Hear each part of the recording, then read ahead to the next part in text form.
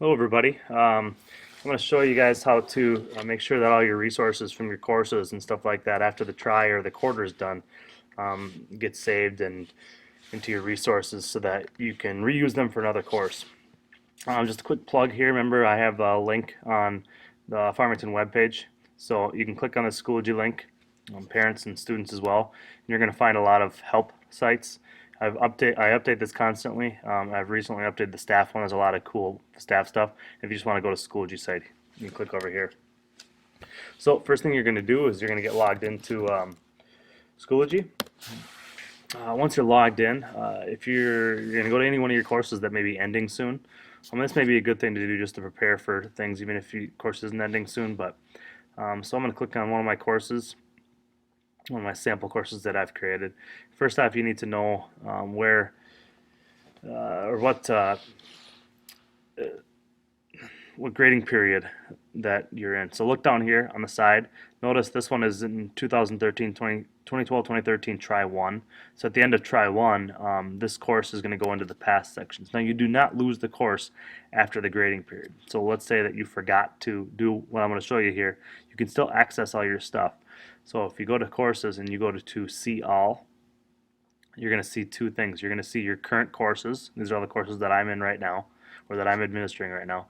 And you're also going to see any past courses right up here if you click on past. So if you, as the trimesters and the semesters go through, you don't lose the stuff in those courses. You don't lose those courses. They're still there. But it's a good thing to get them out of there, get your resources and stuff out of there so you can reuse it for another course. So let's go back to one of our courses, and we'll actually start from square one. And what I'm going to show you today is basically under materials. If you created a course and you've a lot of online tests and quizzes and stuff like that, you probably want to get this stuff saved. And the idea here with Schoology is that you save all of your resources. You have your course created, you have your discussions and your videos linked and all that stuff that you did. And what you're going to do is save all of these things as a course in your resources. So then when you go to teach that course again next year, maybe it's Math 8 trimester 1 again, then you just grab all those course materials, you reassign them, and all that work that you did this year is done with. So let's start from the beginning. Make sure that all your stuff within your course is in folders. So notice I have a bunch of folders up here. Unit 1, Unit 2, you can have folders within a folder or however you want to do it. But make sure everything's in folders. So all my items down here that I've created, all these items within here, they're all also in these folders up here. That's the best way to move things. Then what you're going to do is you're going to go into My Resources, right up on top here. Notice I have a bunch of collections here on the left side, and Google Docs is also one of my collections. You can do this a couple ways. You can save your courses into a folder within your home collection, which is one way. I don't recommend that because you can't share things from your home, but what I like to do is create a collection within my resources here. So I'm going to create a collection for algebra sample course, oops, 9A. Let's just say that it's ninth grade and it's trimester A. So I'm going to create that collection. When you create that collection, it shows up over here. So now this is where I'm going to keep all of my algebra sample course stuff so I can use it in the future. So now that I've created that collection, I'm going to go back out to my courses, my algebra sample course section, and go into my materials. And I'm going to start grabbing these folders that I had stuff in. So I'm going to save to resources over here in the gear wheel, and I'm going to save it to that collection that I created. Now I don't have any folders in there, but it's going to save a copy of all this. So it looks like I have a discussion in there.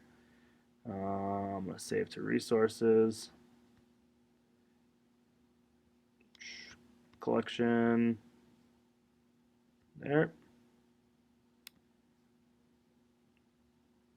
And then I'm going to save this one as well.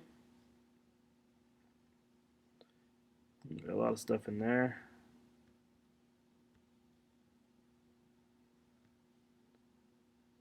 Save a copy of all that stuff. Now, all of my course is now saved into my resources. So when the course goes past its grading period, all that stuff is already in my resources. And then I'll show you what you do.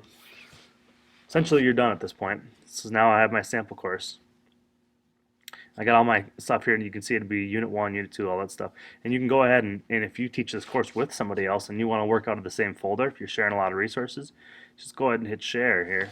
And you can type in anybody's name that you want to share with.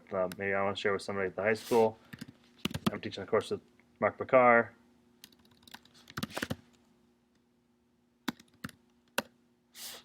And I would just click on him and share the folder with him.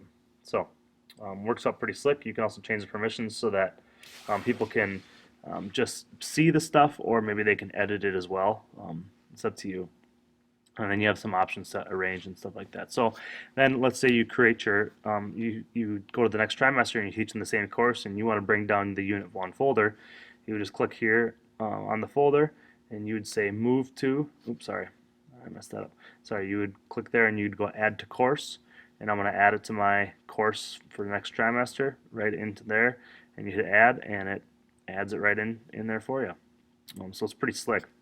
And in the future, if you'd like to just keep your resources as your most current, right in here you keep this as your most current, so you can actually add tests and quizzes and assignments right in your resources and then copy them down to your courses if you like to do it that way. So the nice thing about Schoology is you can organize it however you'd like to organize it.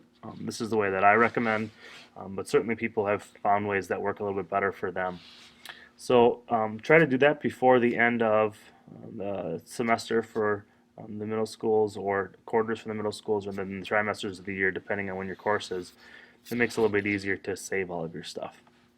If you have any questions about this, you can check out the Schoology Hub. There may be some resources there for you, or you can always email me as well. Hope this helps, and hope you're using Schoology and everything is going well. And good luck with everything.